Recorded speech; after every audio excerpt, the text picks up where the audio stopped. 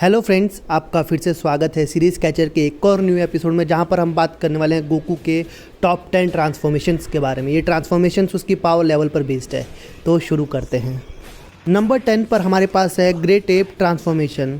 इस ट्रांसफॉर्मेशन को originally dragon ball series में यूज़ किया गया था। जब भी गोकू फुल मून को देखता था तो वो एक ग्रेट एप में ट्रांसफॉर्म हो जाता था, और ग्रेट एप ट्रांसफॉर्मेशन में उसकी पावर 10 टाइम्स उसके बेस फॉर्म से बढ़ जाती थी। अब हम नंबर 9 पर बात करते हैं केओकेन टेक्निक की। इसे इंट्रोड्यूस किया गया था ड्रैगन बॉल जी के शुरुआती कुछ चैप्टर्स में, और इसे गोकू ने यूज़ किया था नापा और वेजिटा के खिलाफ लड़ने में। इस फॉर्म की खासियत ये है कि आपकी पावर को एम्पलीफाई कर देती है कुछ स्पेसिफिक अमाउंट तक। क्योंकि ये फॉर्म यूज़र की बॉडी पे बहुत ज़्यादा टोल लेती है, तो इसे बहुत कम यूज़ किया गया, बहुत कम यूटिलाइज़ भी किया गया है। नेमेक सागा, सेन सागा और रिसेंटली टूर्नामेंट सागा में इसे हिट के खिलाफ गोकू ने यूज़ किया था। नंबर 8 पर हमारे पास है सुपर सैयन ट्रांसफॉर्मेशन। जी हाँ, जब गोकू ने इसे पहली बार यूज़ किया था तब ये लेजेंडरी मानी जाने वाली ट्रांसफॉर्मेशन थी। उसे पिछले 1000 साल में किसी ने अचीव नहीं किया था, लेकिन गोकू ने कर दिखाया था नेमेक पर फ्रिज़ा के खिलाफ। फ्रिज़ा ने क्रिलिन को मार दिया था, और गोकू प्योर हार्ट था प्लस उस टाइम पे बहुत ज़्यादा गुस्से में था, और दोनों इक्वलिटी जब बैलेंस होती है तब कोई भी सेयन इस ट्रांसफॉर्मेशन को अनलॉक कर सकता है। इस ट्रांसफॉर्मेशन में बेस पावर की 50 टाइम्स पावर एम्पलीफाई हो जाती है किसी भी सेयन की, और ये एक ऐसी ट्रांसफॉर्मेशन है जिसे ड्रैगन बॉल यूनिवर्स में अब तक कांस्टेंट यूज़ किया जा रहा है। नंबर 7 पर हम डिस्कस करेंगे सुपर सैयन 2 और 3, क्योंकि सिर्फ गोल्डन ट्रांसफॉर्मेशन के ऊपर पूरी एक वीडियो बनाई जा सकती है, तो हम इसे थोड़ा कंबाइन करते हैं। तो हम बात करते हैं सुपर सैयन 2 की, जिसमें गोकू की स्पीड डबल हो जाती है, मतलब सुपर सैयन पावर का डबल इसमें उसको पावर मिलती है।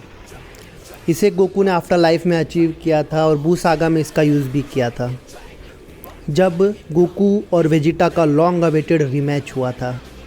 अब हम बात करते हैं सुपर सैयन 3 की। इसे भी गोकू ने आफ्टर लाइफ में अचीव किया था, और ये बेस फॉर्म को 400 टाइम्स से मल्टीप्लाई कर देता है। इसमें गोकू के बाल बहुत ज़्यादा बड़े हो जाते हैं, पूरा रैपेंजल बन जाता है गोकू यहाँ पर। बट ये जो फॉर्म है बहुत ज़्यादा एनर्जी ड्रेन करती है, तो काफ़ी इरेलेवेंट है, तो इसीलिए गोकू इसे बहुत कम यूज़ करता है, बहुत कम यूटिलाइज़ करता है। नंबर 6 पर है हमारे पास वेजिटो एंड सुपर वेजिटो। ये उस टाइम की बात है जब ड्रैगन बॉल जी सीरीज़ में पावर ऑफ द चार्ट्स थे, और गोकू और वेजिटा की फ्यूजन से बना हुआ वेजिटो बहुत ज़्यादा पावरफुल था। पोटारा फ्यूजन से ये बने थे, और पोटारा फ्यूजन की एक खास बात ये है कि वो आपकी पावर्स को कंबाइन नहीं करता बल्कि उसे एम्पलीफाई कर देता है। तो वेजिटो जब बू से लड़ रहा था तो बहुत इजीली उसे मार पीट रहा था। जब उसे कैंडी फॉर्म में बू ने कर दिया था तब भी वेजिटो आई थिंक बहुत अच्छी टक्कर उसे दे रहा था, लेकिन जब सुपर सैयन फॉर्म में वेजिटो आता है तो वो सिंगल हैंडेडली बू को जो मज़ा चखाता है वो आप सबको पता है। ये single strongest character up to the point था। और पोटारा रिंग्स जब कोई मॉर्टल यूज़ करता है तो उसे 60 मिनट की एक टाइम लिमिट मिलती है, जबकि ये परमानेंट होता है कोई भी डीटीज़ के लिए। नंबर 5 पर हमारे पास है सुपर सैयन गॉड ट्रांसफॉर्मेशन। इसे एक्सक्लूसिवली फर्स्ट टाइम देखा गया था बैटल ऑफ गॉड्स मूवी में, और इस फॉर्म की फुल पावर ब्लू फॉर्म के 10% के बराबर होती है। गोकू की इस गॉड फॉर्म का एक टाइम लिमिट भी है। गॉड गोकू जब इस फॉर्म में होता है, गोकू जब गॉड गोकू की फॉर्म में होता है तो वो खुद को रिजेनरेट भी कर सकता है, खुद को हील भी कर सकता है। साथ ही साथ इस फॉर्म की एक टाइम लिमिट भी होती है। नंबर 4 पर हमारे पास है super Saiyan blue. Super Saiyan blue बहुत ज़्यादा डिफ़िकल्ट है मास्टर करने में, और आपको इसका नाम बोलने में बहुत दिक्कत आएगी। इसका ओरिजिनल नेम है super Saiyan God super Saiyan. इसे विज ने छोटा कर दिया था सुपर सैयन ब्लू बोल के, और ये जो ट्रांसफॉर्मेशन है वो आपके अंदर बची हुई गॉड की को यूटिलाइज़ करके आपको एक सुपर सैयन एम्पलीफाई देता है, और ये ओरिजिनल गॉड फॉर्म की स्ट्रेंथ को 50 टाइम्स मल्टीप्लाई कर देता है। और इसे फर्स्ट टाइम देखा गया था Goku versus फ्रीज़ा resurrect F movie में। और दोस्तों अब हम आते हैं टॉप 3 में। नंबर 3 पर है सुपर सैयन ब्लू कायोकेन। अगर आप मुसीबत में हैं, सुपर सैयन हैं, सुपर सैयन ब्लू भी हैं, उसके ऊपर 10 टाइम्स आप कायोकेन यूज़ कर रहे हैं, तो आप बहुत ख़तरनाक हो भाई, बहुत ख़तरनाक। गोकू ने यही एग्जैक्ट किया था जब वो हिट के खिलाफ लड़ रहा था और गोकू उस टाइम पे अपनी मैक्सिमम पावर पे था, maximum super Saiyan blue plus 10 times Kaioken. तो आप उसकी पावर सोच सकते हो कितनी ज़्यादा थी।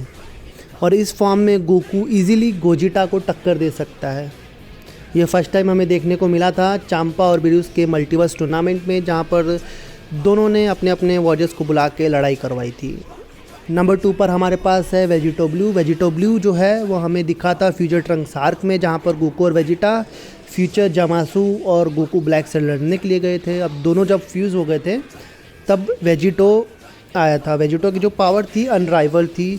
उसने फ्यूज्ड जामासू प्लस गोकू ब्लैक को बहुत अच्छे से धोया था और उसकी इतनी ज़्यादा पावर थी कि उसे टाइम लिमिट से पहले ही पुटारा रिंग्स वो फॉर्म कंटेन नहीं कर पाए और वो डिफ्यूज़ हो गया। और हम यहाँ पर वेजिटो ब्लू की पावर को नापने की कोशिश भी नहीं करेंगे। नंबर 1 पर हमारे पास है अल्ट्रा इंस्टिंक्ट गोकू। इस फॉर्म में गोकू की बॉडी और उसकी कॉन्शियसनेस दोनों अलग हो जाती है। बॉडी फ्रीली मूव करती है विदाउट थिंकिंग और कोई भी डैमेज को अवॉइड कर सकती है। साथ में ये जो टेक्निक है उसे गॉड्स भी बहुत मुश्किल से अचीव करते हैं और जब गोकू ने इसे अचीव किया तब सब गॉड्स ने गोकू को रिस्पेक्ट भी दी थी।